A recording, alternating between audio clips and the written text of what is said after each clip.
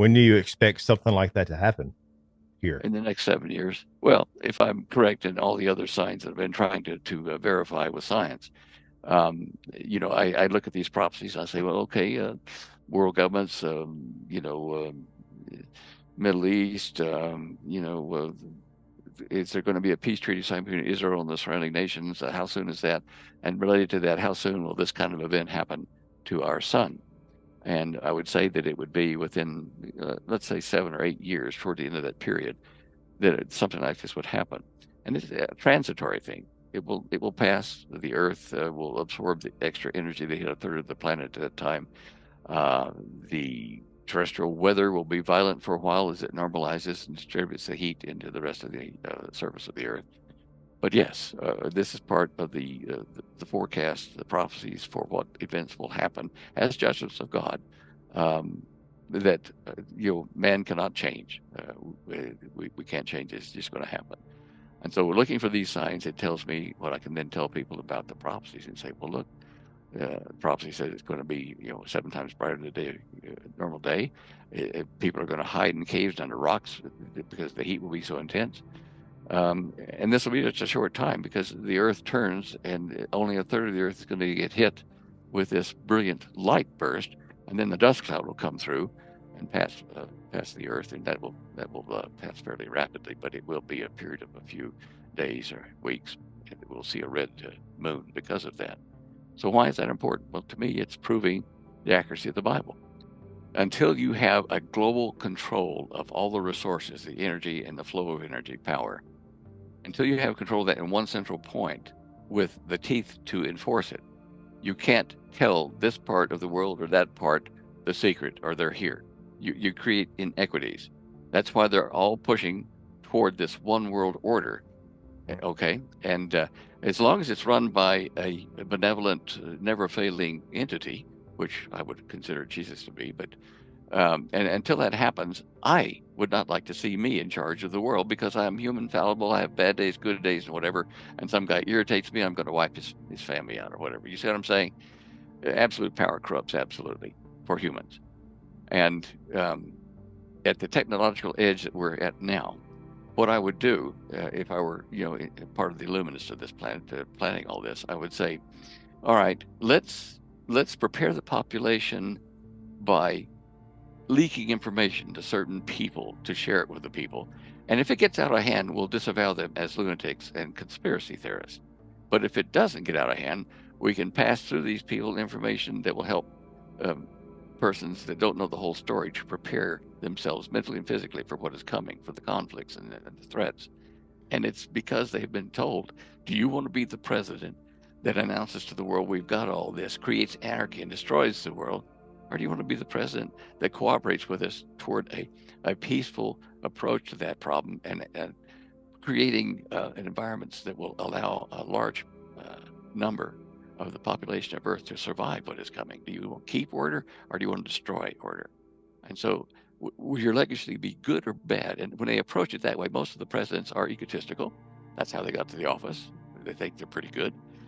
And so they would say, yeah, look, I don't want to be painted bad in history. I want my museum to reflect that I did the right thing. And so they can do the carrot and the stick thing to the presidents, and that's why they back off. And to prime ministers and other people that have said they were going to blow the lid on it, when they see the whole game plan and the logic about preserving as much of humanity as they can by not telling the truth, at least not now, then you can see why they do this. It's not all of them are evil people. There are some very bright and caring people that have come in the last 40, 50 years to the knowledge of this and have willfully held it back from the people for our own good. The world is about to come to a crisis here, or probably in the Middle East, where a nuclear device will be exploded, probably over Damascus. And there will be an immediate panic among all the nations of the world because the thing with Israel will escalate to the surrounding nations should a nuke be used. It'll be driving the world to the brink of destruction by nuclear war. And that'll get the attention of the people, not necessarily the leadership of countries, because that they don't count. It's the people, the masses, supporting this new world order to be established by the extraterrestrials, and they'll appoint a human or a group of humans to run it. But this deception has been going for probably millennia. it's gotten intense now because we have abductions that are documented. We have film of these things flying around and all kinds of news that tells us they're here. And so it in this deception, we have all the bad aliens that are abducting and prodding and poking people and killing cattle and that kind of stuff. And then on the other hand, we're hoping for good guys out there. And if you saw the movie or the series V, you'll see how they come posing as friends to exchange technology with us for water and things like that. Well, this is going to be more extreme than that, but there's going to be quote unquote good aliens arrive and be disclosed. They've been here, the ones that call themselves the good ones, and they are going to get rid of, say, the tall and short gray critters that were hurting people. Those are nothing more than biological robots, but the insectoid type things, all these critters will be rushed away from the planet, and they'll say, we're going to protect you now with people that look like us, these Nordic looking, taller, handsomer type humans, but they're really going to be extraterrestrial. Become a member on Patreon to get full access to all exclusive content. A few of the perks is the full-length ad-free video version of the interviews, face-to-face interviews, bonus shows, and behind-the-scenes footage. You will also receive the video interview way in advance before the audio-only interview gets dropped on all platforms. Sign up and become a member today for only $3 a month. The link is in the description. Well, at one time, I attended the Air Force Academy as a cadet in Colorado Springs. I've also been trained in and used 7 computer languages with IBM. Have operated, programmed systems designed for these systems since 1968, I think it is. So I'm an old timer in the game, but definitely very computer literate. I've written a couple of books, The Cosmic Conspiracy, The Vindicator Scrolls, and then several papers which are available on my shopping cart on the inertial nature of gravity and magnetism and that sort of thing. I was recruited in 1972 to join Dr. Edward Teller's project down in Australia. At the time, I was living in Dallas. And it was to join them in developing flying saucers, basically. I was putting in a patent about to submit it, and excuse me. Oh, it's okay. She didn't catch it. Anyway, lost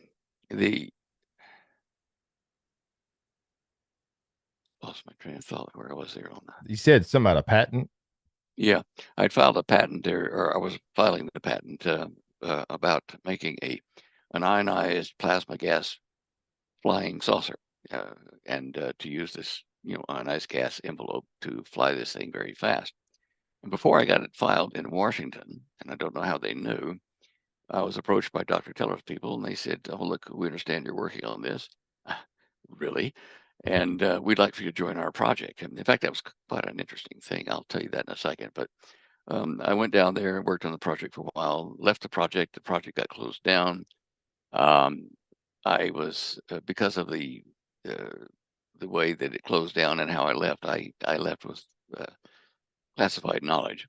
And the United States government took away my passport and citizenship and isolated me in Australia. They didn't kill me, but they, put me down there. And there was, 2 or 3 intelligence agencies that chased me for a while in the desert there. One of them actually caught me, but that's, kind of where I started becoming public is after I left the organization. I went to Perth, did a TV program on a UFO documentary called UFOs Are Here. And I was on the program with Steven Spielberg and a lot of the notables in the situation, in the UFO situation. And because of that show, I was allowed the last 25 minutes of the hour and a half to be my discussion of where I'd been with Dr. Keller's group of what we were developing and about aliens, that kind of thing. Because of that, I was asked to write a book, and not being really a writer, I did my best, but the book sold well, 300,000 copies or so in about 27 countries. And President Clinton had it in his library, and so did his um, Secretary of Defense. What was his name? Hmm, I don't remember. Anyway, Are you they had talking it. about the Cosmic Conspiracy book? Yeah, the Cosmic Conspiracy book. Mhm. I can see the guy's face because he was my mentor for a long time behind the scenes. Jim Schlesinger, Secretary of Defense under Clinton. They came down and passed word to me in Australia when they were visiting over on the East Coast, and told me they had a copy of the book in the Department of Defense and in the Clinton cabinet. Prince Charles, now King Charles, had one, and he and his father shared of the Cosmic Conspiracy in their library. So it influenced a number of people, and Jim Schlesinger told a civilian who was using in Australia to tell me these things, tell Stan that we have his book there and that his plan, what he outlined as far as what we're doing with the UFO situation, is correct.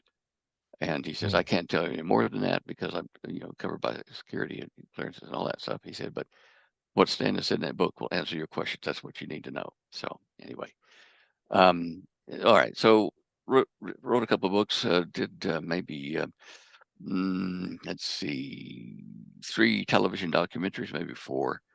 A movie on Nikola Tesla history research. I went to Belgrade behind the Iron Curtain and was let into his personal belongings and letters and stuff there in Belgrade in the museum upstairs under lock and key. They wouldn't let me write anything, but I could remember all I could, come out with the knowledge of that. That was quite good, actually. And I've probably done 600 or 700 interviews like yours here over the last 20 years or so. I'm self-educated in marine architecture and in plasma physics. Oh, a number of other things too. I forget now. There have been so many of them. But I've also done the Indiana Jones Act. I went over to the Middle East to Israel, and I met the actual guy that Spielberg, one of his writers, worked for this guy. He was an Indiana Jones type. His actual name was Jones, and we used to call him Windy Jones because he would pass gas sometimes in the digs. But the incident you saw in the early Indiana Jones movies, where a big rolling stone came down after Indy Jones down this shaft, Yeah. that actually happened to Wendell Jones. His real name is Wendell, and so anyway, he'd given me a map to some digs he'd done over there and discovered something, a secret chamber and stuff that was down in the Qumran next to the Kibbutz Kalia at a cave called the Wadi Hakipa. And so I went there, saw some very interesting things, and then over to Northeast Africa, to Tanzania, to discover the Garden of Eden. I've also done a lot of study in the geology of the planet, how the planet used to be 25% smaller than it is now, and that there was a sudden slowing of the spin of it, and so it expanded to where it is now and split Pangea apart. So you had continents instead of one landmass. And I used that to find Atlantis in Saudi Arabia. So it's been a busy life. I'm probably leaving out a number of things. If you go to standeyo.com, and at the very bottom of the page, you'll see a thing that says Stan's Bio or something like that. Yeah, Stan's Bio. And you click on that, and it'll take you over all sorts of stuff, which is reasonably interesting. But I do have a new model. Well, I've found the model for how gravity works. And in so doing, I found out that gravity is not a one-directional force. It's an oscillating force, in, out, with spin. So anywhere you have spin in mass, you're going to have waves go out into the ether space, into the fine structure, and reflect back. Things that spin that fast, they encapsulate themselves with virtually no energy loss. That's how an atom stays together. And applying that model to the Earth, what would happen is if you were to drill a hole from the surface of Earth all the way down to the core, and then drop a stone, well, the stone would start to fall down as you would expect, but then it will reach a point under the crust of the Earth that it will slow down, stop, come back up and oscillate back and forth until it finds a neutral point where the wave of inertia from the Earth spinning in space would balance between the reflected wave and the wave coming out of the Earth. And they form kind of like a standing wave. And we're on one of those standing waves here on the surface of Earth. That's why when you throw things up in the air, they fall down, because they're being pushed down and not being balanced by a reflected pulse until much lower beneath the crust. Under this model, you can have vacant shells within the Earth. And in those shells, I suppose you can have mass like we've got here on the surface of the Earth. I mean, they've discovered great, huge lake underneath the Earth in one of those pockets. So I think that Admiral Byrd, at least his story, was correct about encountering a living civilization underneath the crust of the Earth, or inside the crust of the Earth. The Earth is not solid. There are these concentric shells formed by the inertial gravity waves. And you'll probably hear more about that one of these days when physics catches up with what's really happening. And so if Schaefer talked about that and he saw people or civilization there, it's quite possible that he did do that. I do not poo-poo anybody that says about hollow Earth, because Earth has shells, and within those shells you can have atmosphere and all those kind of things. So it's not totally hollow, but it has shells. And in fact, NASA's exploration of the moon here last 5 or 6 years, no, even further back than that, I think, where they measured the shock waves, the sound waves on the moon when they crashed one of the pieces of the spacecraft that was left in orbit. They crashed it down, and it made the moon ring. Now they've done 2 experiments of this that we know about, but Wasn't that like in 09, the most recent one, or 10, something like that? the Chapel Bell, was that the one called Chapel Bell? Maybe. Yeah. Well, anyway, what happened was that the Earth rang for 30 minutes. In one case, it rang for an hour. It continued to reverberate as though it were hollow. And as far as we can determine, that the outer shell of the moon is maybe 20 miles deep at most, and there's something inside there, maybe other concentric circles. In my study of gravity with the waveforms, you have to have spin, as I said, and spinning space itself, like a fluid, it spins out of the equator, it goes into the polar regions and down to the center, hits itself, and comes back out and do it again, like a breaststroke in each hemisphere. You'll find evidence of this in Mars. At the polar regions, you'll see evidence of spiral deposits around there. And as a planet or any kind of orbital thing like that ages, its diameter starts to increase until it throws off a shell, and another until it's dissipated. As it's doing that, like Earth, the polar regions will become thinner, and you'll see them get hotter as the thinness is allowing some of the heat of the inner planet to escape. And that's happened here in the last 8 years here on Earth. The North Pole was getting warmer. They couldn't explain why. And it was because the Earth was thinning at that point. The gravitational field was opening just slightly. And when Byrd went over it, it opened enough that he could fly into it at the South Pole. But hollow Earth. I think that we got to look at the fact that there are living beings of some sort underneath the crust of the Earth.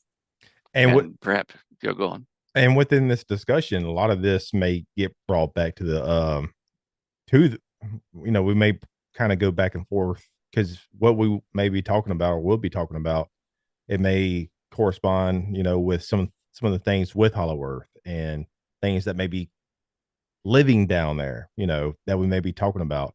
But before we move forward with the moon, how come? What's the delay? They keep pushing these moon missions back every couple of years. It seems you always have the promise, we're going to go to the moon this such and such date, and I remember hearing that several times since I can remember, but they keep pushing it off. But yet they say they had the technology. We had the technology, if you believe we went to the moon, the Apollo days, but we don't have the technology now. What's the dilemma here, Stan? I think it's a number of things, because behind the scenes, at least since I've been involved in 1972, we have had meetings, Earth people have, with extraterrestrials, and they might be interdimensional as well. If you look at the parallel universe and the whole universe as we know it being a virtual simulation, and when you look at it from that viewpoint, the technology that we used for the moon landing and several trips during the Apollo series was the height of the technology, other than the instrumentation, the engines and stuff that they optimized from the German V2. The technology for communications and that kind of stuff was a Z40 chip. And it's a very small little computer chip like that you have to write in machine language to even do it. At that time, it was the height of our technology. And with that crude thing, we went to the moon and back.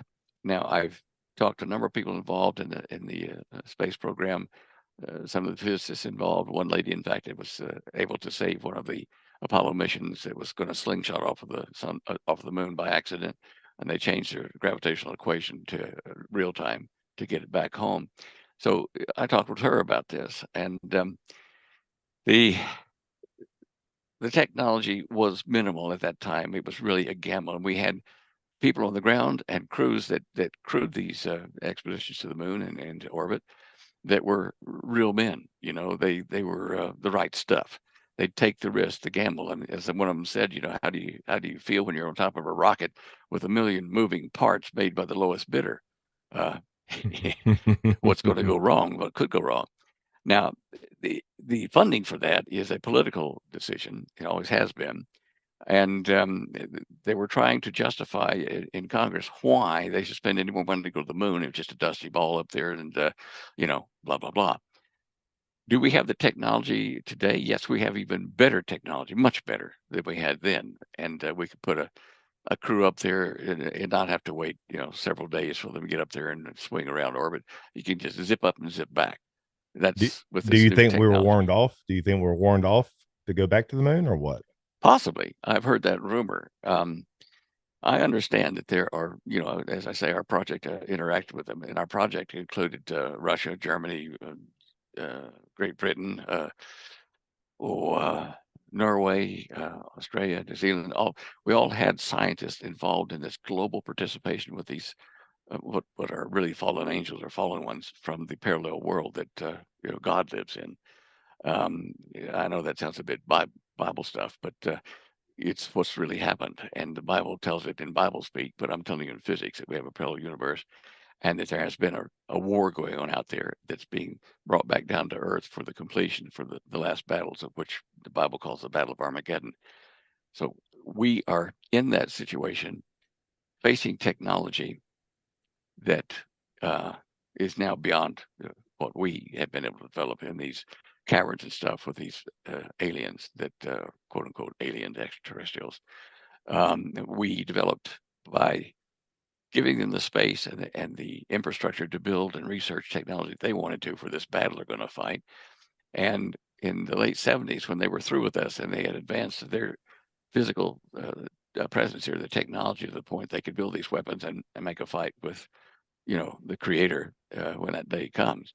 They didn't need us anymore. And so in the late 70s, humans were kicked out of these bases. We had been gracious enough to give them this technology and stuff in return for anti-gravity and medicine and, you know, nuclear mechanics, you know, the using of very small particles to achieve things like, you know, walking through a wall without damaging your body and stuff like that. We had all these things that we exchanged, which to us were magnificent things. To them, they were just a, you know, throwaway piece of technology. But they've gone way beyond that now. And so when we were kicked out in the late 70s, we then could no longer share with their advanced technology. And any of the UFOs or flying saucers or tic tacs or things flying now are probably mostly from these extraterrestrials that were here before they joined with us and are here after we parted ways in the 70s. And there's a big game plan to this. Everybody's wondering about disclosure. In my opinion, it could have happened 50 years ago, but they decided it wasn't the right time. These global planners. Here's the story. Mankind, we are kind of collateral damage in this war in the heavens that's being fought there and being brought down here. The Bible speaks of a great deception to humanity coming toward the end of the age. And that great deception is going to fool even the very elect believers, if such were possible. It's not going to be possible, probably because they're going to be raptured off before it happens. But for the people of earth that aren't familiar with the biblical prophecies, or don't even believe them, the world is about to come to a crisis here, or probably in the Middle East, where a nuclear device will be exploded, probably over Damascus. And there will be an immediate panic among all the nations of the world because the thing with Israel will escalate to the surrounding nations should a nuke be used. It'll be driving the world to the brink of destruction by nuclear war. And that'll get the attention of the people, not necessarily the leadership of countries, because that they don't count. It's the people, the masses, supporting this new world order to be established by the extraterrestrials, and they'll appoint a human or a group of humans to run it. But this deception has been going for probably millennia. It's gotten intense now because we have abductions that are documented. We have film of these things flying around and all kinds of news that tells us they're here. And so it in this deception, we have all the bad aliens that are abducting and prodding and poking people and killing cattle and that kind of stuff. And then on the other hand, we're hoping for good guys out there. And if you saw the movie or the series V, you'll see how they come posing as friends to exchange technology with us for water and things like that. Well, this is going to be more extreme than that, but there's going to be quote unquote good aliens arrive and be disclosed. They've been here, the ones that call themselves the good ones, and they are going to get rid of, say, the tall and short gray critters that were hurting people. Those are nothing more than biological robots, but the insectoid type things, all these critters will be, rushed away from the planet, and they'll say, we're going to protect you now with people that look like us, these Nordic looking, taller, handsomer type humans, but they're really going to be extraterrestrial.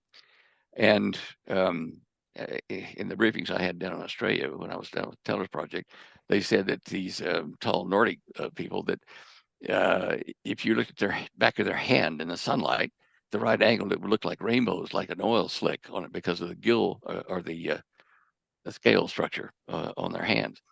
Anyway, these people are going to be disclosed now to stop a nuclear war planet-wide. When people are frightened to death because economies are failing, because politics are screwed in every country, they can't trust their governments. There's a loss of faith. In fact, there's a report at the United Nations about how many nations of the United Nations have ongoing civil unrest against their governments. And over 70% of the nations in the world are having uprisings against their government, meetings, protests, whatever. And at this point in time, and the threat of nuclear annihilation, the people of Earth could very well follow this new world order because they need somebody to help them. And they're not going to be forced into it. They're just going to be asked, look, you want us to step in and help you and show you how to have a peaceful planet? And on the surface, it sounds great. But beneath it all, there's going to be AI supercomputers running the world, digital money, so that if you earn money or spend it in any way, it'll be a matter of public record, or at least their record in their computers. And even though we'll have a human running this organization with the help of their technology, they're still going to be behind it all, as they have been for generations now. So this is where we are now. This disclosure project, I kind of chuckle when I see some new announcement. Oh, it looks like they're going to tell the truth now. Oh yeah, right. It's what they want you to hear to get you, to want the new world order to form under these friendly aliens to get rid of all the bad guys. And there will be a promise when this happens that the extraterrestrials will get rid of, one way or another, the Illuminati, all these banks and other consortiums. And so for the people that don't know better but are aware of this, they'll say, oh, yippee, we've gotten rid of the bad guys, the Illuminati, the bankers, and everything that have been, deceiving us for generations. And people will cheer that don't know better. But this is going to happen. The Illuminists are going to get their day. They won't be happy with it. And that's going to happen shortly. It might be in the next 2-3 years that it will happen. And I think disclosure precedes that, because we have to have that new world order run by a human, but under the guidance and protection of the extraterrestrials. With all So the that's what we're craziness and chaos that's going on in the world today and years preceding this, um, you there? There we go. Yep. Yep. And it seemed like just things just keep get ramped up year by year. Do you think that with all the things that's going on, with the current affairs of the world, the current state of the world today, that they're trying to where do you think that that's where they're going to bring this alien deception about? Maybe Project Bluebeam, or roll this type of technology out to pose as the savior? Like, well, what exactly? Because I know you have talked about the alien deception. I've had many other researchers, like L.A. Marzulli, Fritz Springmeier on the show, just to name a few. Even Daryl Sims has talked about it before. But what's your, I guess, your definition of the alien deception, and when and or how do you think they will roll this out? Because it seemed like it might be a part of the plan, especially with all this nonsense that's going on in DC. Well, don't forget the Middle East and Ukraine Yeah. and Taiwan. Mm-hmm. They'll roll this out when the world looks like it's going to implode, that war is going to break out all over the planet, and with thousands of nuclear bombs around the planet, that we're going to wipe ourselves out. And that's when they're going to offer their help. I suspect that this will happen, probably started in the Middle East. They will make themselves known publicly, and they can do it like in the movie V. They can be over major cities with a mile-wide spaceship, and break into broadcasts everywhere in different languages. Don't forget about Childhood's End, Arthur C. Clarke. Yeah, definitely.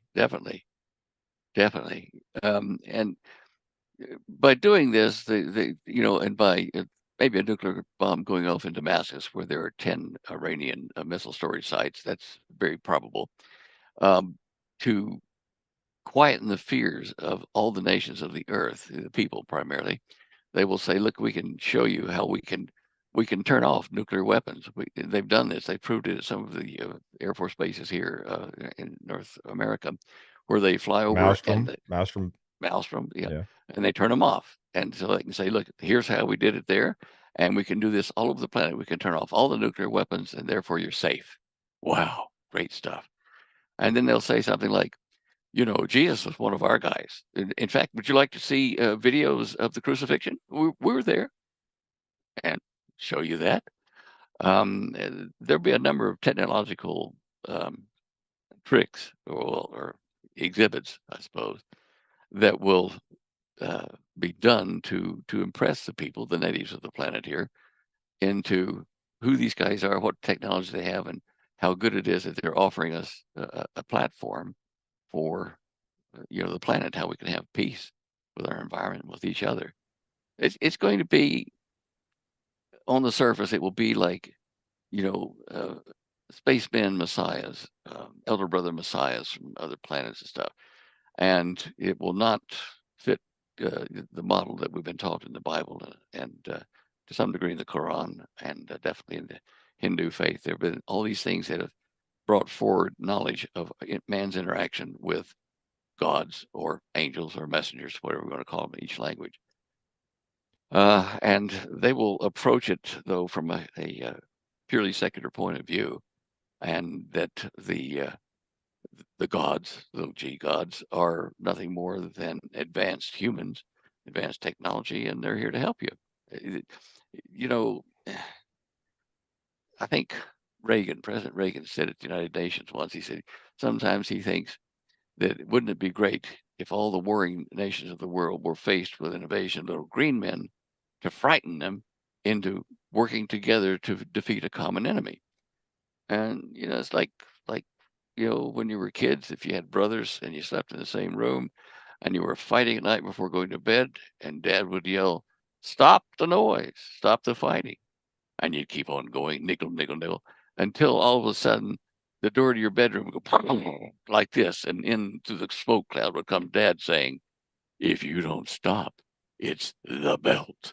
And suddenly you and your brother that are fighting about really nothing will be friends and go to sleep and be peaceful. And that's on a global scale what Reagan was talking about. And that's the way it's going to play out very shortly. I probably have the advantage over you in that I nearly died in 1969, left my body, went out there.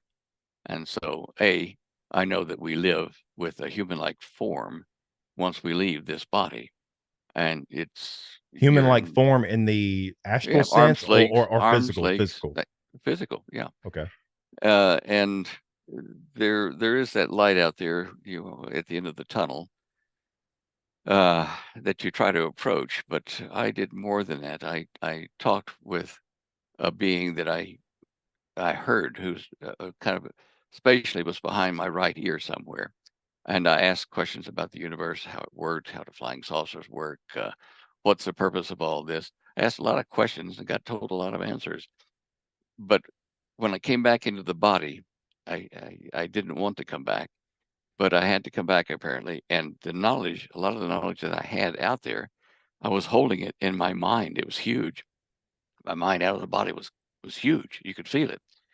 But when it went back into the body, it was like going into a shoe size. It was too small, and over the sides of the body, being a shoe, fell the knowledge of all these other questions I asked, and then were answered.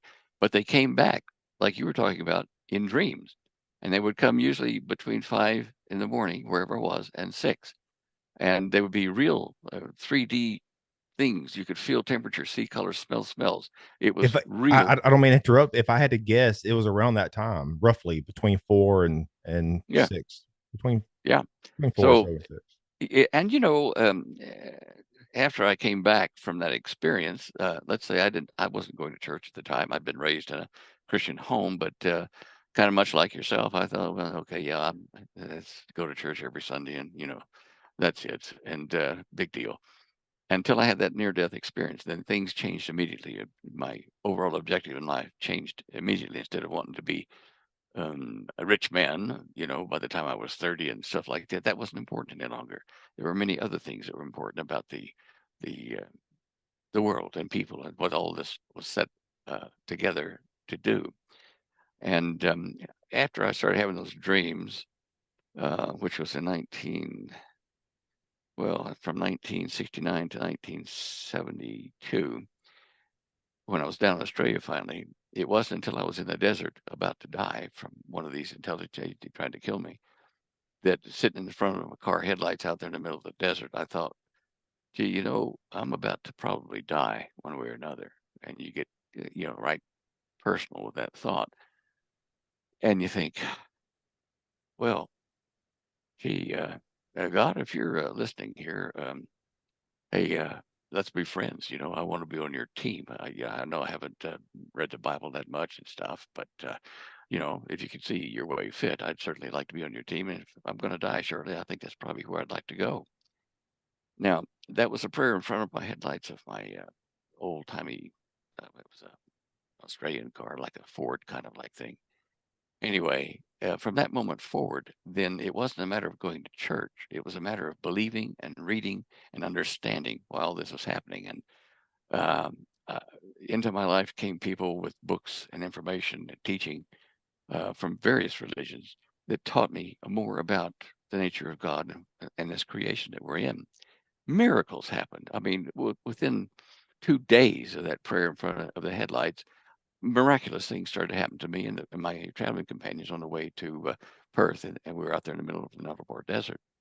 I was protected by an assassin that identified himself from the Vatican. He was a Jesuit priest, a hitman in essence, and in the middle of the desert at dark, and he comes upon you and tells you he's sent to kill you. He knows your real name and all your personal details, and you think this is it. He says, "I'm going to let you go," and he went on ahead to Perth. All these kind of little miracles happen, and as my life progressed, more and more miracles and more reach out into leadership of countries and to people. and from a position of just being, a guy interested in these kind of things. Now, I'm not trying to tell you one way or another how you got to think. I'm just telling you how I think.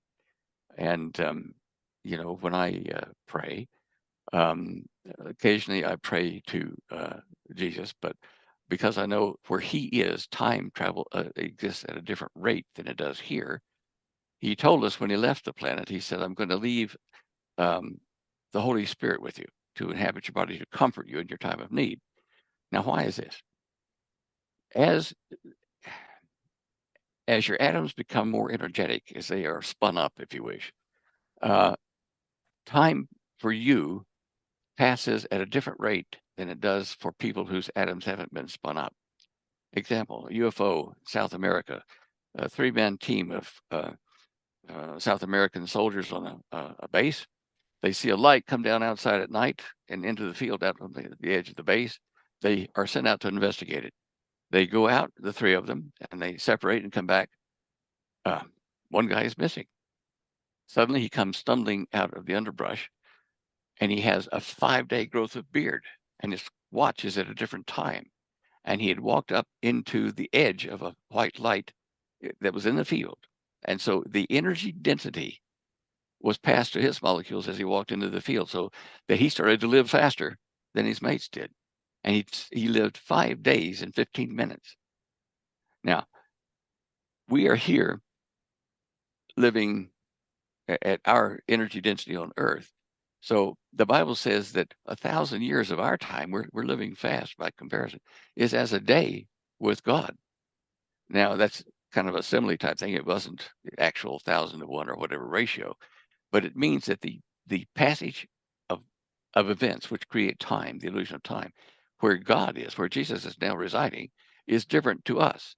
So for us to try to communicate with him, when to him, say in a day, 1,000 years have gone by here, well, we're sending up messages, which in his time would be a million millionth of a second or something, that somebody wants something to get through. That's why he left this communicator within the whole body of believers, what he called the bride, because that services real time, because it's here with us in our energy density. Now, this is important because the flying saucers that people have seen, like that the sergeant there in the South American story I just told you, time passes at a different rate. You're standing here at night and you see a bright ball of light zig zig zig off in the distance, and you think, wow, that's a UFO. What is if the UFO is one of our craft that has got this electrogravitic field, time passes at a different rate inside that craft when you go to turn corners, because you can store the energy in the field and then vector it to a different direction. This is why so many reports of the UFOs say, well, they do like short jumps, straight lines. They don't do a curve. It's either we're at this energy density inside the craft, or we're at a different one when we turn the corner. On the Earth, as we look at them turning a corner, we see that bright light go zip that quick. On board, they're in a field, electrogravitic field, and all their molecules, craft and them and everything, are at a different rate of time passage, because the vibrational rate, if you wish, of their atoms is different. And they can have a cup of coffee and play a game of cards while they are turning that corner. To them, they spend many, many more times spinning, going around that corner than you do looking at them going flash, flash. You'll see a burst of energy as they change their energy density and throw off part of the field, and then they're gone in a flash. That's why they travel straight lines, is because it's a pain in the neck to do a curve like that, and have this altering of time inside the thing, inside the craft. Tic Tac, Tic Tac, I guess. The recently released naval footage is, everybody is raving about this top-looking thing that's got this white glow around it and a black center, and it looks kind of like a top, and it moves sideways like that while it's actually going in that direction. They were using thermal cameras, thermal imaging, and so in the thermal image, what you saw of that spacecraft or aircraft, whatever it was at the center of it was dark, i.e., it was cold. It wasn't emitting, white or infrared energy. It comes as white. But yet around that top shaped thing was this glowing white field. It was a thin field, but it was still hotter than the core. In the picture, what you're looking at was at near freezing, at like 32 degrees Fahrenheit or even less. Now, that's because of the way that energy is exchanged between the outside of the field and the inside vortex. And as I say, time passes at a different rate. It passes faster for you inside that craft when you've energized it to turn corners. When you're in straight travel, you can pass. You can be at real time with what Earth is experiencing if you want to. So the Einstein paradox about twins. One aging at a different rate, and then the other one's traveling speed of light. You don't have to travel in a direction at the speed of light. The oscillations, the vibrations of your atoms have to be faster than your twin brother, and you'll age at a different rate. But yeah, we just got to keep pushing on. Many of people's done it way before me. Yeah, I remember those days. It's a long time ago, but I remember that sleep was precious. Oh man, it's not as bad as it was whenever she was the first, I would say 6 months, but sometimes it gets to me because sometimes I don't know, just life gets in the way doing things. And then I don't know, and then she had COVID. I didn't know babies could get COVID. She had COVID last week, something like that. And Oh, just wow. waking up every couple hours just with a little low grade fever. But she was okay, just real fussy and waking up, periodically throughout the night. But something I was wanting to ask you, Stan. So about DC, and so I don't. First off, I don't trust what is going on with the current affairs of UFO slash alien disclosure. That Washington D.C. and other bigwig political figureheads are trying to bring to the table. Because to me, Stan, I'm a bit skeptical. I have always been a skeptical person, especially when it involves bureaucrats in DC, because these globalist talking heads always have some ulterior motive, up their sleeve. It's one big game, and they wish to steer the narrative and shape public perception to whatever their sinister agenda is. And You're as the so late right. and as the late George Carlin once said, it's a big club, and you aren't in it. Yeah. Yeah. Yeah. There's them and us. And they, I mean, to a certain degree, I've said this before. If I were in charge of, say, the United States, the president or whatever, and there were a threat coming that would be a life extinction event, maybe, would I, in good conscience, say to the public, "Oh, look, we could be wiped out by this asteroid. It's so big, it's coming this way, and if it does hit the planet, all life as you know it will be over. And you might as well bend over and kiss it goodbye." Well, that would create, you know, anarchy in the streets, people trying to grab what resources they could to survive. So I wouldn't tell the people. I would invent other causes to get people to prepare for such an event without knowing what the real event is. A case in point, climate change. Climate change is a normal function on the planet due to the energy output levels of the sun. All the planets in our system suffer from energy coming from the sun or benefit from it or whatever. When the sun is starting to misbehave, what it's doing, it has been leading this way for the last 30 or 40 years. In fact, even longer now. The Russians figured out that the sun had already burned up half of its hydrogen supply of fuel.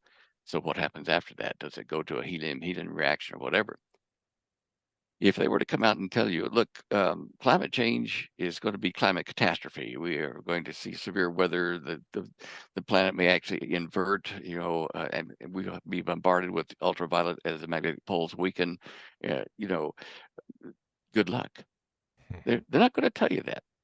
They're going to tell you, okay, it's cow gas, it's car, emissions, it's all kinds of things that are possibly controllable by humans. And they would say, okay, well, we need to get together and work on this. And they would be preparing things, like in some cases, like freeze-dried food and seed banks and whatever, in anticipation of this event that they're going to get through, rather than panicking in the streets and killing each other. You've got to hold civilization together while you prepare for what's happening. Now, throw into the mix extraterrestrials that come and say, look, here's what's really happening to your government. And you don't want to alarm your people, but we'll help you through this. So if you were that leader, you would see why they're the them and us platforms, because those in charge of running the ship can't always tell you what's ahead, because for your own good, you'll react badly. And in some cases, they don't know what's ahead. And, you have to project confidence and security to your people. And so I play that mind game. I mean, Einstein introduces to that thing with his theory of relativity and elevators and trains and stuff like that. You put yourself in that position and say, what would I do? Rather than complain about them holding back information, what would cause you to hold back information logically? And when you do it that way, you can see, okay, they're in a tight spot. Sure, some of them are rich and some of them are very conceited, and powerful, but they have this problem. And this has been the reason that several presidents have said, when I get in office, I'm going to tell you the things about the UFO. I'm going to blow the whistle on it. They get in and they're like a puppy. Well, yeah, couldn't find the reports that we wanted, and it's because they've been told, do you want to be the president that announces to the world we've got all this, creates anarchy and destroys the world? Or do you want to be the president that cooperates with us toward a peaceful approach to that problem and creating environments that will allow a large number of the population of Earth to survive what is coming? Do you want to keep order or do you want to destroy order? And so will your legacy be good or bad? And when they approach it that way, most of the presidents are egotistical. That's how they got to the office. They think they're pretty good. And so they would say, yeah, look, I don't want to be painted bad in history. I want my museum to reflect that I did the right thing. And so they can do the carrot and the stick thing to the presidents, and that's why they back off. And to prime ministers and other people that have said they were going to blow the lid on it, when they see the whole game plan and the logic about preserving as much of humanity as they can by not telling the truth, or at least not now, then you can see why they do this. It's not all of them are evil people. There are some very bright and caring people that have come in the last 40, 50 years to the knowledge of this and have willfully held it back from the people for our own good. Do you follow what I'm saying? Yes, I just don't think I think of it like this, Dan. I don't who are they to answer for everybody though? Because just I don't really agree with the Brookings report where I don't know, what was it the 70s or something like that, 60s or 70s when it came out, stating that, that basically, with this aspect of it, that there would be panic. I don't think it would be panic. It's just like you can't pacify the world or the nation. You you got to throw everything out there. I believe in full transparency though. Michael, look at COVID. There was a shortage of toilet paper. Did you see the toilet paper riots in various supermarkets as people went to get their toilet paper? So they're all right during COVID. Yeah. I mean, Mm-hmm. and now, of course, you're seeing riots in the streets over the situation in Israel and the Gaza, and to a degree over Ukraine as well. People react badly. They have a lynch mob mentality. And, when you say that people shouldn't hold back stuff, if you're going to destroy civilization by telling them what's happening when you have an armed population like we've got, do you think that would be wise? Like, what all do you think that they have though? Oh, a lot, a Because lot of because technology. I guess it depends on what they had. You know what I mean? Like, it really depends on what they had. If they're Now, going to, what all right, what what I'm saying, Stan, is mostly the government's disclosure, like saying yes, this exists. That I'm not saying possibly like throwing things out there to the public that could jeopardize maybe national security or a terrorist. Somebody could get a hold of, like, I'm not saying quite open source all the technology, at least not yet. Yes, because a lot of things probably could cause panic, but Yeah. at least open acknowledgement on some variables and aspects of the phenomenon. Wouldn't you do that gradually rather than today it's this way and tomorrow your whole world is upside down because aliens are here, they're everywhere? People just Wouldn't think you? of it. People just think of it as Hollywood science fiction, though. That's what Hollywood has been used for, Mm-hmm. to generally raise the public awareness of they could be friendly and they could be bad, but let's look at the good side. And once Hollywood has shown you of these various technologies and ideologies that went with them, then is a point in time where you can say, let us disclose more of their presence. You don't just throw it out there that they're here to help us through what's going to happen on the sun, but they're here to help us. So you don't tell everything. And you gradually get all the nations together to confront a common threat, which is the sun itself, but the aliens as well. And they turn out to be friendly, or at least on the surface friendly. Um, and it just, I guess maybe you haven't done enough of that dealing with people, but I've seen crowd mentalities do crazy things Oh yeah, when the, you Black know, Friday, Black Friday, yeah, oh Black Friday. yeah. Well, look, being an MP, you know what I'm talking Oh about. yeah, yeah, yeah. So Where I'm looking at it, Stan, is I totally get because people that listen to this show that they know I'm not quite always optimistic. I'm very optimistic, but I'm also I'm a realist too, you know. But my thing is it's just like okay, I say they I used to be part of the government, but certain figureheads, certain bad apples, these rogue factions within the government, they use the media to portray people like you and others listening, as conspiracy theorists and all this, just like your job, people they tell you don't start rumors, don't do no rumors and spread gossip. Well, the boss and the bigwigs in the office that they don't give transparency. They keep everything hidden. So yes, there will be rumors and speculation and things like that. But like we do, we theorize. We theorize what's going on and this and that. And they put these labels on us like conspiracy theorists and nut jobs and all that. But we theorize and we having these discussions is because there isn't 100% full transparency. You know. yeah, yeah. And It's about if there was transparency to a degree, I'm not saying I would like at least open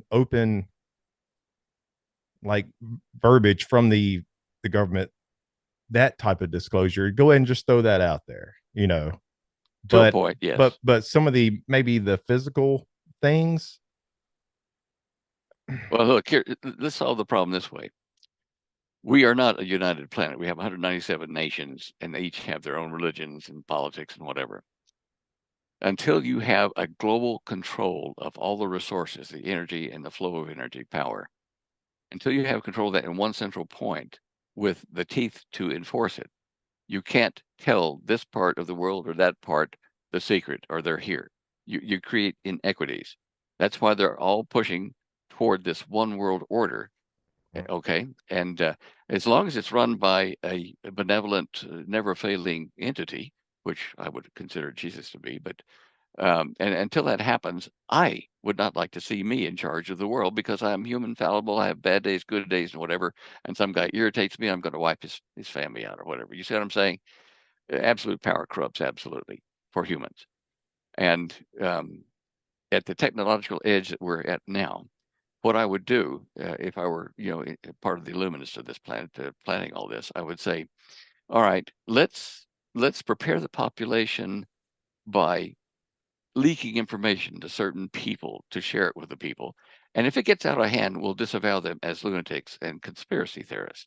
But if it doesn't get out of hand, we can pass through these people information that will help um, persons that don't know the whole story to prepare themselves mentally and physically for what is coming, for the conflicts and the threats.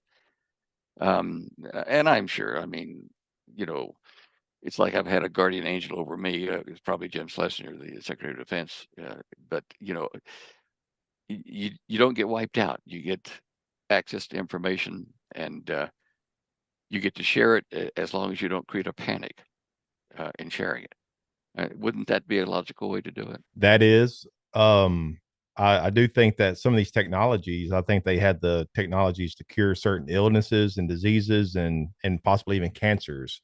But the Yeah. oligarchs want to keep that technologies to themselves so that they can sell us the treatments instead of the cures. And they keep a lot of this to themselves. The rich gets the ticket, for lack of a better phrase. Well, I'm sure there might be a certain amount of that in play, but once Like they like have this, some of these things, I think what needs to get released. I'm not saying of course, we're speculating because there's not 100% full transparency, but I do yeah, think that there are certain things that do need to be released, though, for sure. But that's where we parted ways, me and Teller's group. I wanted to release this technology back in 1973, and we had a what kind big of argument. technology? What kind of technology was that? Oh, the Stan? anti-gravity, the nuclear physics at a very deep level, material physics. Um, that's what I was involved in. But then I wanted to relieve the hunger and the thirst in other countries by being able to use our craft and the technology to rapidly transport things to where they're needed to give water to these drought-stricken countries in the Sahara and whatever. And that's when I got my lecture from my control agent, Sir John Williams, and he said, "No, boy, you don't understand. You can't do that." And so I tried, and then I learned that there's probably a better reason for keeping things quiet to a degree. And disclosure, I think, that you're wanting is coming, and it's going to come in stages. Already, the Hollywood movies and stuff have been preparing people all over the world for the eventual, loss of childhood. When we go into the new world, um, and so it's not going to be too hard to convince them that reality is UFOs, extraterrestrials are our friends, and they're going to help us to order the planet, and everything will be rosy. I guess you could look at a hot skillet being hot. The best way to learn, think of that hot skillet, I guess, like disclosure. Of course, like I said, not everything, possibly not everything be disclosed. I don't know. But think of that hot skillet as maybe disclosure. And Yeah, my little child in there, I tell her, don't touch that hot skillet. Me verbally telling her, don't touch that. It will hurt.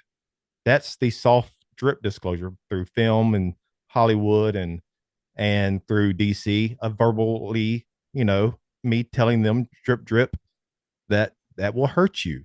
It will mm-hmm. hurt. But they will not know the full context of it and learn without the pacifier in the mouth without actually. I'm not saying I want my daughter to touch it. I'm not saying that. But if she does, she will know better next time. She will Yeah, know and she'll be a little bit wiser, a little bit smarter. and learn to trust you. Yes. Yeah, Yeah. So, yeah, like, that's kind of how I look at it, like that boiling hot skillet, steaming hot skillet could be like disclosure. But the question is, Stan, should we touch it? And should we just go ahead and boom, learn from our mistakes or learn from whatever? If there's going to be chaos, let there be chaos and just learn from that and grow from that, you know. Look, the world is very dependent on each other, for food production, energy production, sharing, and I love defense. how this conversation's gone, man. It's really good. It's really good. Okay, all Yeah. right.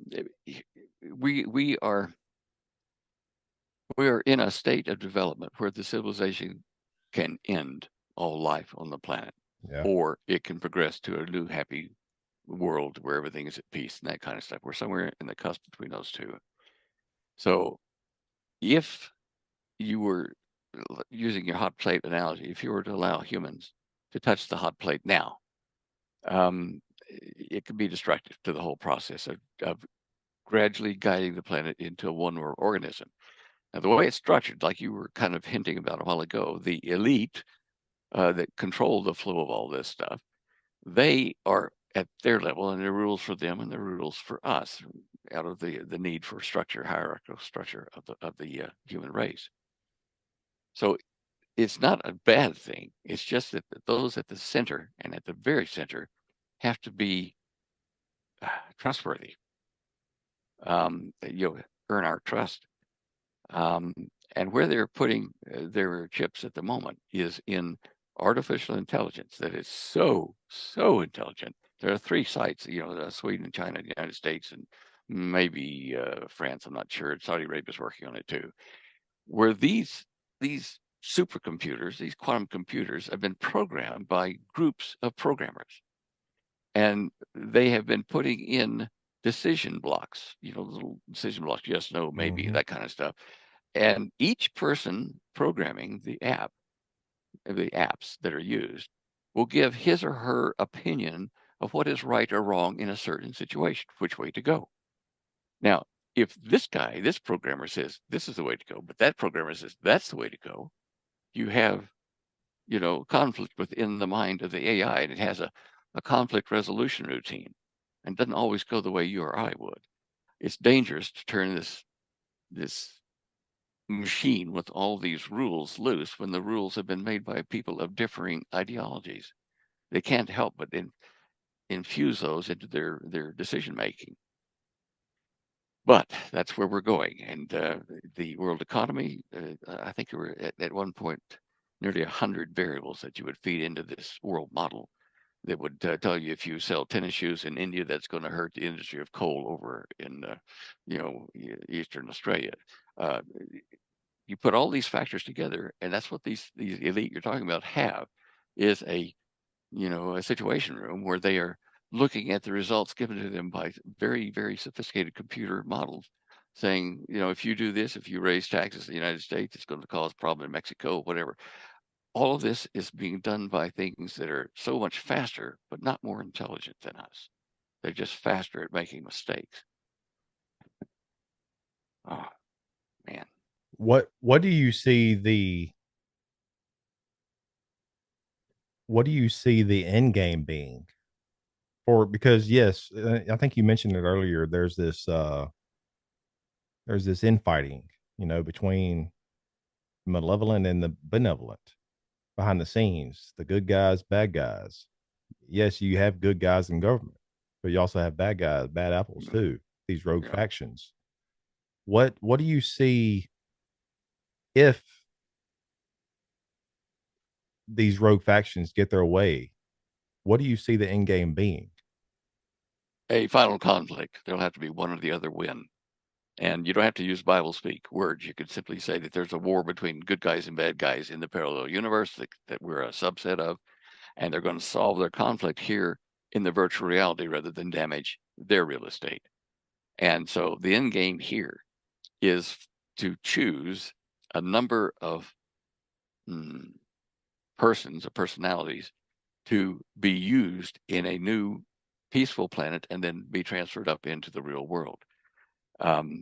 To choose people who will be of their own will, honest, fair, you have to put them in a situation where they have the ability to go bad or go good. And there's going to be a harvest of the good thinking people here over the ages. And because I know that I've been out of my body and I still retain my um, body, sort of like, and the intelligence, the intellect expands immensely. I know that, and others that have gone through this probably know that as well. So we could be used to replace any of the warring factions that were the bad guys in the heavens and join the good guys. And that's an oversimplification of it, but this fits in with religious philosophies all over the planet. Buddhists even talk about this. I think that there will be a great harvest of our intellect and our experiences that will be in some sort of a body elsewhere, and an organization. I don't know what you call it, a planet, but just an existence in the heavens. This has been talked about through the ages, thousands of years in the Sumerian Valley and in Egypt. Just all of us talk about up there and life after this, and there is. For those of us that have put in it, we can say positively there is.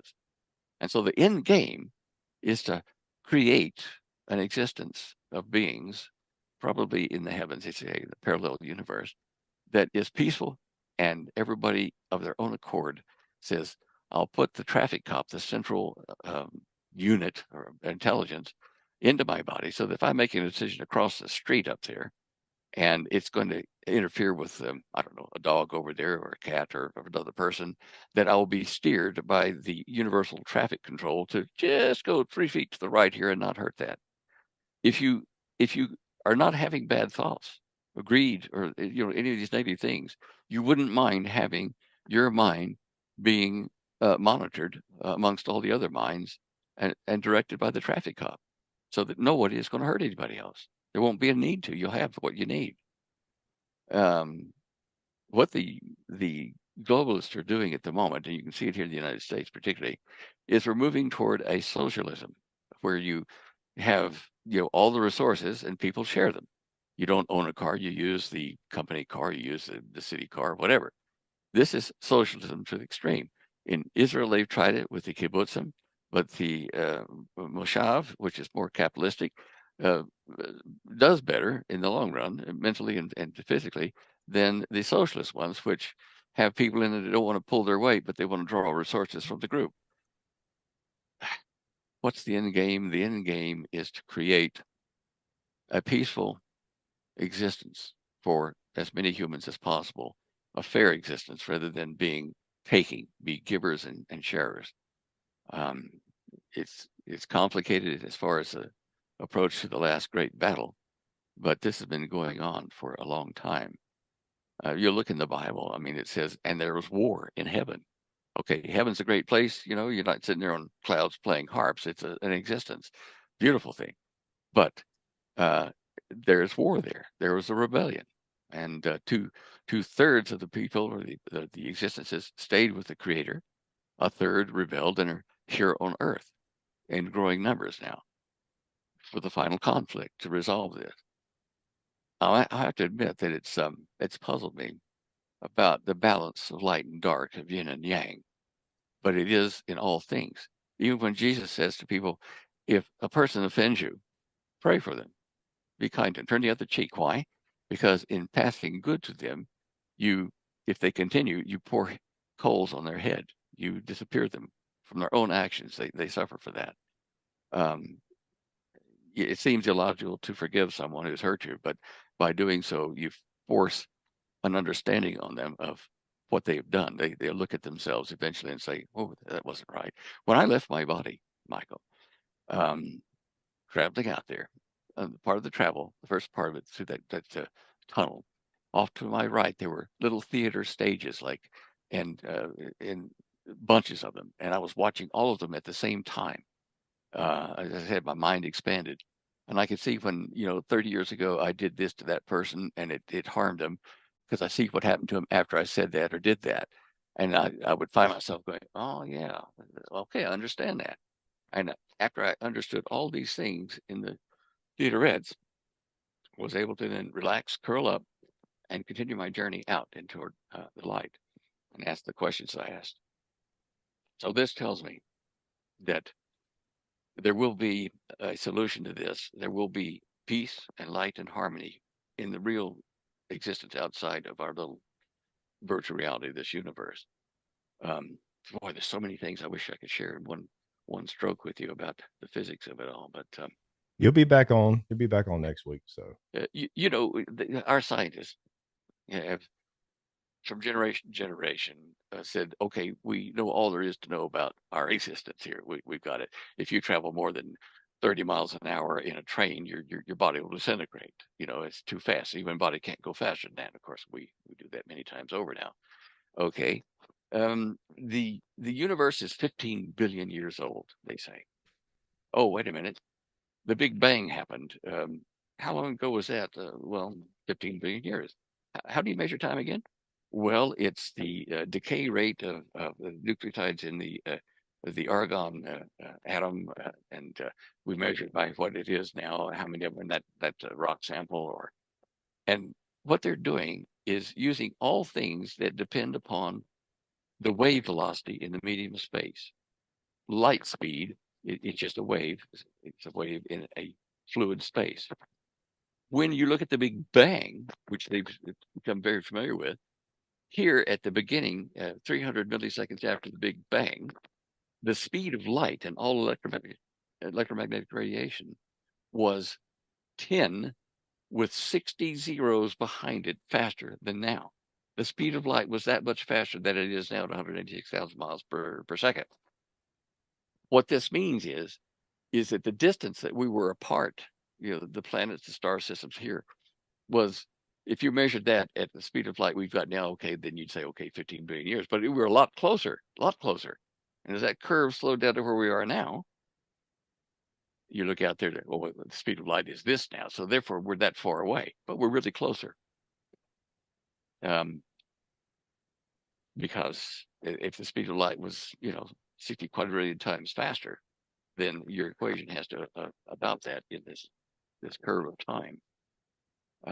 So now we're finding out that, well, gosh, our star, the sun, could possibly go red giant within 1,000 to 2,000 years instead of 2 billion years, because we're using relative time that's not based on the correct time passage, the speed of light, which is how we measure the events that we call time. And by the way, time is a dimensionless number. Really, it's just a ratio. Mm-hmm. How far this arm of this tick-tock clock moves, while your second hand on your watch goes that far. You're measuring relative distances traveled. When you divide them out, they become just a number, just a ratio, no absolute units. Anyway, So, with you talking about the Big Bang, do you believe well, that? Do you believe that Big Bang happened, or? oh yes, of course. Okay. It's I mean, even the early stages of the Bible in Genesis tell you about, and God spoke the word, and existence flowed from it. Everything came from that word. A word is a complex waveform entered into a medium to create waves. And if you think about going into a smoky bar through the barroom doors, and you flip them open, everybody's smoking a stogie in there, and you got this layer of cloud, and you take a smoke and you go and shoot a smoke ring through it. Well, you'll see ripples going out, other little swirls forming and subswirls. And those are galaxies and stars and planets and moons and atoms forming from spin. Now I'm going to show you. Let's see. How do I share this You with should be you? able to. You should be able to share. Push All right, share just a second. screen, and then whenever you do share, I will stop my video just for the audio, just so the video file size won't be as large on my end. Okay. All right. I'm going to stop that one. Bring this one up here. Okay, so we want to share that, which would be here. Let's put it here, and fill the screen with that. And now then up on your screen, where's the part where I do that? You see that green share screen icon? Yeah, I do. I'm just resizing the screen so that I don't screw up everything here. Now, you should be seeing a model of our solar system. Yep. Now, this is an equation that I developed over a period of time. And if we look closely at this, what is down here, there's Jupiter. Here's a purple orbit where there's nothing. Here's Saturn, purple orbit. Here's Uranus, Neptune out there. Way down here is Earth, asteroid belt, or asteroid belt may be there, I'm not sure. And then the sun at the center of all this. Now, this is from something creates a swirl, like a smoke room in that bar we were talking about. Mm-hmm. It causes a pressure wave to go out. And as you know, if you run your hand through water, there's a back curl that goes behind your hand if you move forward. You understand about that, how they balance? Yes. Okay. And in fact, if you are in a speedboat and you're ripping along the lake somewhere, and you put your hand outside into the water, it will hurt when you hit it because it's hard, right? Yep. Okay. The relative speed, the inertia causes your hand to bounce back towards you to safety, I guess. But in space, when you create a swirl like that in dust, it causes things to reflect back and form, as you can see here with my cursor. These are ripples. And these ripples where I've got planets and empty orbits are what causes gravity. And gravity is not a one directional force. It is the net between the outflow of this spin and the reflection of it coming back from space, because it's spinning so fast relative to the dust around it of space that it forms this out and back, and it forms a loop here, and this forms an orbit. And to that end, let's look at this here. This is a model I've made. Here's the equation that I use for that model, if you want to share it in your thing. Yep. To develop this waveform that I use to develop the pattern for where orbits on our solar system must occur, where are stable orbits. Any planet that is not, let me just get rid of that here like that. Any planet that is not in a stable orbit where you have a balance of the divergent and the convergent waves in space, it will not be stable. Now, Venus in modern, relatively modern times of humanity, Venus was probably an interloper into our system, or a further planet out that got kicked into its present orbit down here. Venus is the only planet in our system, other than Uranus, which is tilted very heavily. It's the only planet that rotates backwards to our orbit around the sun. We orbit the sun like this, around and around, and planets spin that way, around and around their orbits.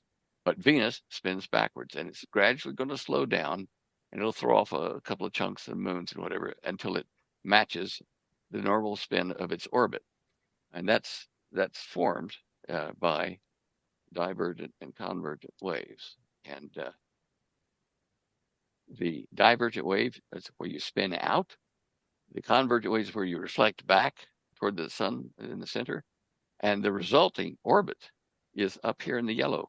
You can see we have a rise here, a sink there, and a sink there, a bit of a rise. The two of them together make this stable orbit. And there's the equation. Mm-hmm. You can use that. Now, let's see here. I'm going to show you. I have to do that, I think. I'll put that one up there. Let me stop sharing that. And now I'm going to share another one here with you. Okay. And where did it go? Okay, got to open it out a bit so we can see it. Now, this is a real experiment done in fluid mechanics that I did. And it shows you how these waves can create stars and planets. And this is done on a Coke bottle on our lab table over here, and I just filmed it. I was pumping sound waves into the Coke bottle so you can see them. Now watch this.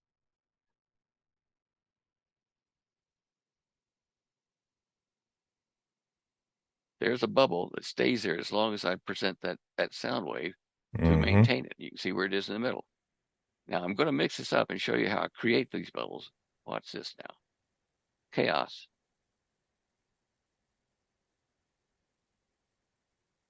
And suddenly, out of that will pop some little spheres. Now these spheres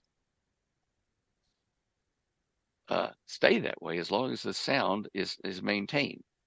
Now, this one here is a rather indicative one that shows that we have 1, 2, 3 spinning spheres.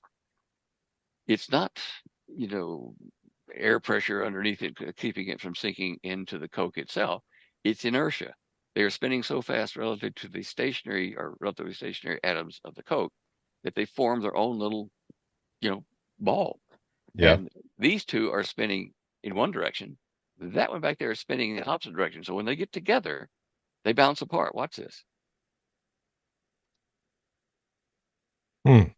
You see that? Yeah. Now, okay, this is gravity. You can flip systems upside down, and they will conflict with each other and bounce off. So the galaxies are doing this now, and some are joining instead of bouncing. But this is the nature of gravity. See that depression there? You've seen many graphs, I'm sure, about the time-space graphs, mathematics of this dip in space-time. Yep. Well, this is inertia. I'm telling you, raindrops form this all the time. It's not air pressure underneath here. It is spin. And it's spin where it's going up and down like they go, bouncing off of this, coming back, bouncing off of this, coming back, all the way around that sphere. It's an important lesson.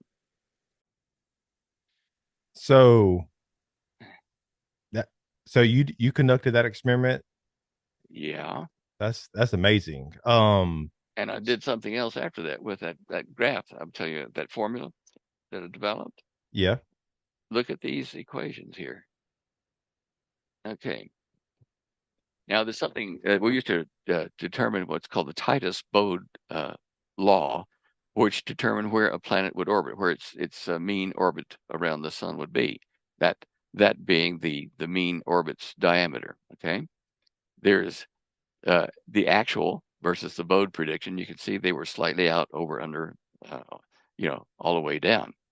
Now, I developed that formula, which was only out, let's see here, by minus 90 on Pluto, I think it was. Now, I plotted these things like this, looking for the 10th planet. And here's this, my formula, there it is, and the Titus-Bode formula. And you'll see here that the, let's see, down here. Are you about to share the screen? Because I don't see it. Oh, sorry. I was sitting there chatting and I forgot I shared. I should have already said something. Yeah, you should have. You should have. I'll pick that up in a minute. Okay. Now, let's see. Where was I then? I showed you that. Okay. Here's a formula that I developed after looking at those Coke bottle experiments about where the mean radius of the orbit of a planet would be, depending upon these factors here. And there's my constant for our solar system. Now, I plotted these out. Down here in the lower left, you see, in fact, I better just move that just a bit. You'll see that the actual orbits are the blue plot. These are the orbits of the planets. Here's an empty orbit, but here's the planet Pluto and the planet Neptune. Now, the Titus-Bode formula, which is what everybody liked for a while because it predicted most of the orbits, to a certain degree, that green one went skew-whiff, real skew-whiff, when you get to Neptune and Pluto. Now, my formula, the red one, was a lot less skew-whiff, and it proved that we had, as NASA has now agreed to, we had some kind of a body outside the solar system, a massive body, perturbing or disturbing the orbits of Neptune and Pluto, which are most noticeable. Where they should be is where the red dots are. Where they are is the blue dot. Mm-hmm. Now, this is the actual figures where I was calculating here to the actual mean diameter of the orbit. Here, Earth is 1, and Mercury's like that, and Pluto is 39.48. Well, now, I calculated here that it would be 37.49, and it's 39.48. And you saw that in the graph. Mm-hmm. So according to my figures, it's a lot better than if you look at the Titus-Bode. Titus at 77 when it's actually 39, and I said 37. Okay, say about 1 point. I'd say, 1.0, so difference. So this is how I tested my formula against what actually happens. And then I looked for the planet X, that perturbing body. And okay, here's Pluto out here, and then beyond that, the Kuiper Belt. And the 10th planet was maybe here, planet X maybe here. And the Oort field goes way out here. Now, the Oort field is the inertial field. It's a sphere, a flattened spheroid that surrounds our sun. And if you travel from one side of that spheroid to the other with the sun in the middle, at the speed of light, it would take you 1 year to traverse the diameter of that spheric bubble around our sun, like it's the solar field, if you wish. And in between there is all this stuff here. And so again, these are all equations based on real things. And the empty orbits are stable orbits, and if you were to drop a planet in there, it would spin around and stay in that orbit. All things being equal. Okay. Okay, we'll leave that one now. So those graphs are amazing, Stan. So I'm not sure exactly because that's way above my pay grade. But so what I'm trying to think of, or what I'm thinking of with you describing gravity and everything like that, I guess one variable in how you did that experiment with, let's say, Planet X, or whatever, this rogue planet, could that come in and disrupt the patterns, the wavelengths, and then it causes chaos? Oh yeah. In fact, there's been a lot of talk about the 10th planet or something like that being out. Are you there still? Yep. Yeah. Okay. So I thought I'd kill that screen for a second. I'm going to bring up I look at an actual super planet outside the Kuiper belt. And I'm going to share that with you this time instead of talking about it. Okay, here we go. Now, this is Earth, and there is a known asteroid, a super asteroid, to be a small planetoid and a super planet, that's in an orbit that's 3,600 miles long, or years long. Is this Apophis or something else? No, this is even bigger than Apophis. This is CR 105 in the table of objects out there. CR 105. You can see it here. Now, this is 1964, and Earth is right here where this little blue triangle is, and the CR 105 superplanet is here in its orbit, which goes around 3,600 years. It travels much, much faster when it gets down close to the sun like this, and then it slows down. Is that the one Zechariah Sitchin talked about? Well, I'm not too. Yeah, he does, but I'm not too sure that I believe what he's saying is correct. There's other people that have translated the same documents and come up with a different story.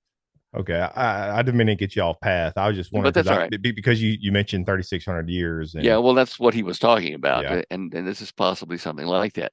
But now, if you look at today, at January the 8th this year, in 64, this asteroid was there. In 2024, it's here. So you can see that it's moving away from our system now. So its influence, whatever it was, is now going to start diminishing as it goes out on its, 3,600 mile orbit. Or sorry, 3,600 year orbit. Sorry, I keep saying mile, but I mean that. Okay. They can't find the object, at least as far as they're publishing, that is causing this disturbance in the orbits of Pluto and Neptune. They know it's there. It could be a binary twin of our own sun. Most of the solar systems with planets formed as a binary system, two suns. Ours had one that fizzled, and it's out there somewhere. And that's what they're saying is causing this perturbation of the outer orbits of those planets. So it's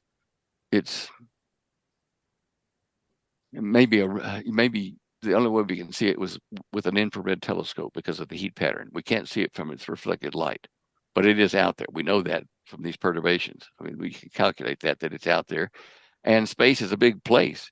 So, a little window like this, you're going out in, a huge window out there when you get beyond the Oort cloud, trying to find that thing. So where do you pick to look, and how long do you wait for it to pass through your lens, that kind of stuff.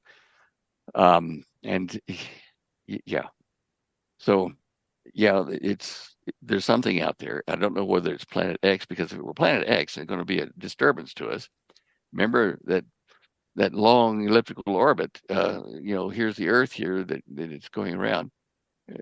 If it were here now, we would see the results being catastrophic now to Neptune and Pluto, but we're not seeing that.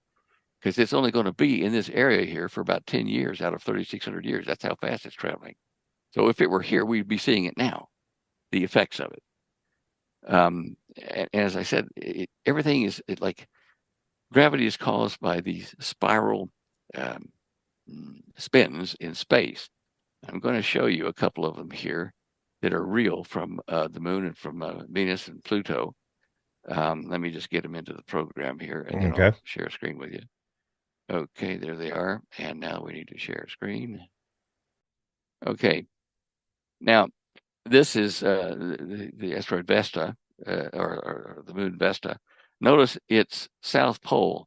See this spiral deposit around the surface of it? Yep. Okay. Now let's see if we've got Vesta South Pole. Where is that one here? And Vestra. Oh, they're both the same one, labeled the same. Sorry. Let's go to the moon here. And now we're looking at one of the poles of the moon. Again, you can see this circular pattern to where the polar region of the moon opened up or thinned out. It forms these patterns in a circle around that. And if we go to then the other pole, we see the same thing. You can see the circular pattern around the pole. And that's the same around Mars. Let me see, where's Mars? I thought I pulled it. Yes, I did. Here it is, Mars, somewhere or another here. What I'm trying to illustrate is that gravity, you don't have gravity without the spin. Okay, where is this one here? Now this is Mars. I think it's the North Pole of Mars coming up here. Okay. Now this shows you two centers of spin for the North Pole of Mars, where it formed CO2 ice and some real ice water underneath that. And again, you see the spiral action around this pole. The South Pole of Mars is a similar type structure. Again, saying that you don't have gravity without spin, and you'll generate these standing waves. That's what's happening with our North Pole and South Pole. Periodically, the poles get warmer as the heat from inside the planet penetrates this thinning part of our spin of our planet. So, what are you expecting to take place, either in the near future or maybe in the distant future? And are we in the beginnings of whatever may come, whether with this rogue body, celestial body, and or the cosmic tampering with the gravitational waves? What do you see for taking or taking place? What is the reasoning behind you conducting these experiments and researching this? Well, I'm looking for when the sun is going to throw off a dust cloud, its shell that we expect it to throw off. As you can see here, this is from a European Space Agency filming of a star in Monoceros, star number V838. And if you look at it here, it's May of 2002 all the way to February 2004, but the most pronounced change occurred between May of 2002 and December of 2002. So over 7 months or so, you see it go from a star throwing off its outer shell through its planets, to where it was in 2004. Now, here in the Bible, it talks about this is going to happen in the prophecies of the Revelation of John. I will cover the sun with a cloud. The sun became black as sackcloth of hair. A third part of the sun was smitten. In other words, this dust cloud between us and the sun is going to come, and it's going to diminish the light because dust will turn the visible light reddish, and the moon will become the color of blood. And before this is complete, there will be a flash of light that will be so bright, it'll be 7 times brighter than the Earth normally gets hit with. And one side of the planet, about a third of the surface area of the planet, will be facing the sun when that happens, and it will burn green grass, trees, boil the sea surface at that point in a matter of minutes. and then it will stop, and you'll see this dust cloud continue out apart from the sun like that, and fulfill prophecy. And I want to show you that thing in animation here. Let's see. I'm going to. If you got your speakers on over there still? Yep. Okay. Now this is a time-lapse photograph of that explosion in Buenos Aires that we just showed you, and I'm thinking this is going to happen to us When do you expect something like that to happen here? in the next 7 years. Hmm. Well, if I'm correct in all the other signs that I've been trying to verify with science, I look at these prophecies and I say, well, okay, world governments, Middle East, is there going to be a peace treaty signed between Israel and the surrounding nations? How soon is that? And related to that, how soon will this kind of event happen to our sun? And I would say that it would be within, let's say, 7 or 8 years, toward the end of that period, that something like this would happen. And it's a transitory thing. It will pass. The Earth will absorb the extra energy that hit a third of the planet at that time. The terrestrial weather will be violent for a while as it normalizes and distributes the heat into the rest of the surface of the Earth. But yes, this is part of the forecast, the prophecies for what events will happen as judgments of God. That man cannot change. We can't change it. It's just going to happen. And so we're looking for these signs. It tells me what I can then tell people about the prophecies and say, well, look, prophecy says it's going to be 7 times brighter than the day, normal day. People are going to hide in caves under rocks because the heat will be so intense. And this will be just a short time because the Earth turns, and only a third of the Earth is going to get hit with this brilliant light burst, and then the dust cloud will come through and pass the Earth, and that will pass fairly rapidly. But it will be a period of a few days or weeks, and we'll see a red moon because of that. So why is that important? Well, to me, it's proving the accuracy of the Bible. Why was it important for me to find the Garden of Eden, the real one, tracing it through the ancient Hebrew? Going to the place where it is in Tanzania in the Ngoro Plateau, meeting with the elders and prophecy keepers of the Datoga and the Maasai, the tribes that have been the guardians of that area, that crater, which was the garden, for hundreds of years, well, actually for thousands, to see their tale of how God came down into the crater of the Ngoro and created man, and then went back up to heaven and left man to be man and to reproduce and whatever.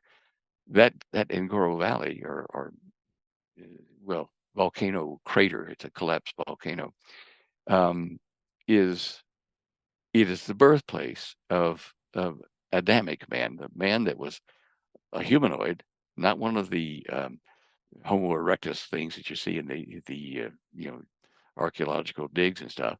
It's a different kind of man that had a direct connection to the parallel universe, to God. They were connected, like telephone line between them. And when they got kicked out of the garden, then the telephone line got cut, but they still reproduced and formed the Adamic race of man, which is modern man as we know him. That's why there are two kinds of records in the archaeological digs.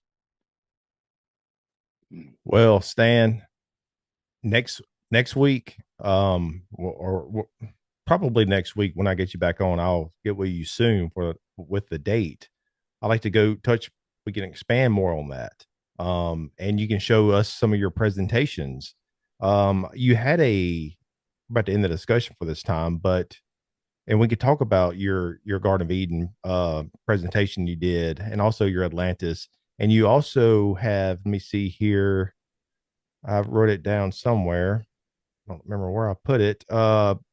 So you did a lecture back in 2016, and you have it on your YouTube channel titled "Atlantis Discovered Finally," and Yep. it's about an hour and 20 minutes or so, and it's already over 1 million views. So maybe you can screen share some things on that, some new discoveries you found on that, the Garden of Eden. That you can screen share the crater in the Indian Ocean. Basically, we can just the next week you can do just how the last 20 or 30 minutes you presented your almost like a little lecture almost. Next the next show, I'll just give you the floor and you can present whatever you want to present, man. I think a lot of people will find a lot of that material very fascinating.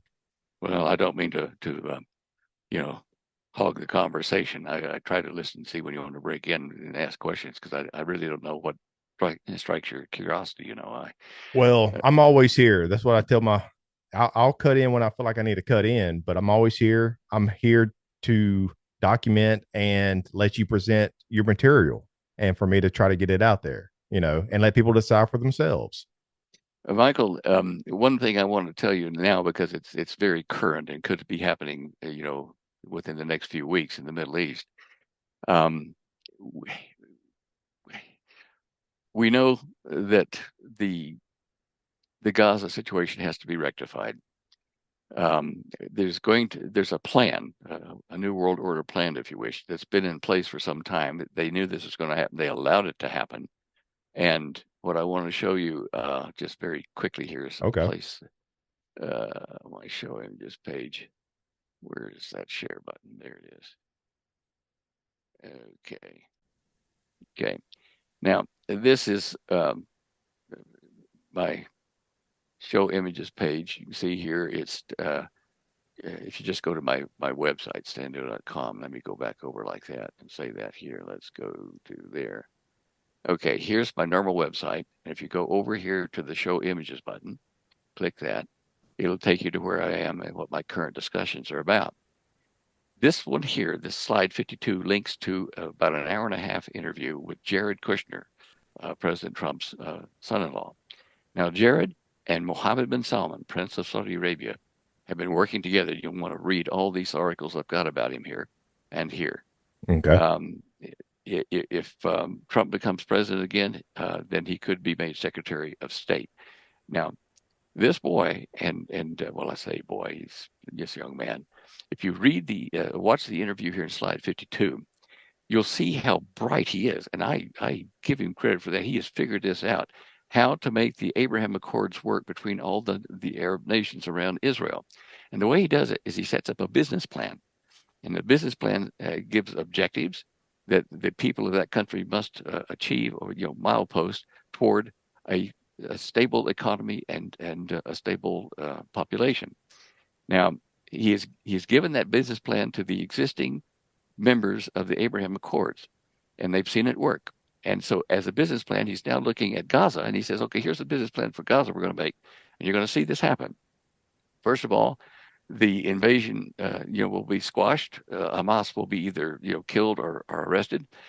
A civilian government in Gaza, the Palestinians, the real Palestinians, will be formed, and there will be observers in place in various parts of the country, which will report on any violations of the business plan to allow the people to run themselves and not have a terrorist group do it. And to aid them, the world economy is going to give them $1 billion or more to start reconstruction of the Gaza Strip. Now, that's going to happen very shortly. If you see that happen, then you will know that a two-state solution is coming between Israel and the West Bank and Gaza Strip. That's all one group. And that will require a peace agreement for a period of 7 years between Israel, the Palestinians, and maybe 30 or 40 Arab nations in the region. This peace treaty will be signed by two people to watch. One being Mohammed bin Salman, and the other being Jared Kushner. These are the architects of the peace treaties in the Middle East. And while America news and everybody else have been asleep, not watching what was happening, there was another thing that occurred, and that was the let's see here, that Prince Mohammed bin Salman formed a 40-nation Islamic military alliance. And you think, well, okay, what's it for? It's formed to fight terrorism.